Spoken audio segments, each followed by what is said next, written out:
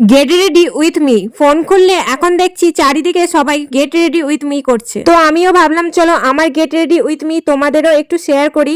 সারা রাত ধরে কলেজের যে অ্যাসাইনমেন্ট গুলো আমি লিখেছি সেগুলো তো কলেজে জমা দিতে হবে। আজ যাবো সেই কলেজে অ্যাসাইনমেন্ট গুলো জমা দিতে, তাই সকালবেলায় স্নান করে রেডি হতে শুরু করেছি। আর তোমাদেরও আমার একটু get ready with me share করছি। স্নান করে এসে প্রথমেই লাগিয়ে নিলাম বেশি বেশি করে ময়শ্চারাইজার, কারণ এখন শীতকাল। তারপরে সানস্ক্রিন অ্যাপ্লাই করে নিলাম। সানস্ক্রিন তো বেরোবে না, কিন্তু আমাকে ঠুকে ঠুকে কোনো রকমে বার করতেই হবে। তারপরে আমার একটা ফেভারিট লিপ বাম লাগিয়ে নিলাম। এটা আমার অলওয়েজ ফেভারিট, এটা আমি সবসময় ইউজ করে থাকি। জানি না কিছু মেয়ে কলেজে এত মেকআপ পরে কিভাবে যায়, আমি তো থাকতে পারি না মেকআপ নিয়ে এতক্ষণ। মানে ওই কলেজে ক্লাস করতে যাই এক গাদা মেকআপ নিয়ে মুখে। তারপর আমি অ্যাপ্লাই করে নিলাম বডি লোশন, যেটা আমার অলওয়েজ ফেভারিট। আমি সবসময় বডি লোশন ইউজ করি, আমার খুবই ভালো লাগে। তারপরে আমি রেডি। না না, আমার হেয়ারটাও তো ঠিক করতে বাকি আছে। ওফ, আমি ভুলে গেছিলাম যে আমার হেয়ারটাও তো ঠিক করতে হবে। তো ফাইনালি আমি রেডি কলেজে যাওয়ার জন্য। আর সবাই জানিও আমাকে কেমন লাগছে। তারপর বাবা আমাকে নিতে চলে এসেছিল কলেজে যাওয়ার জন্য, আর কলেজের সামনে আমাকে এখানে ছেড়ে দিল। তো আমার কলেজে অ্যাসাইনমেন্ট জমা দেওয়া সমস্ত কাজ কমপ্লিট হওয়ার পর আমি চলে এসেছিলাম একটু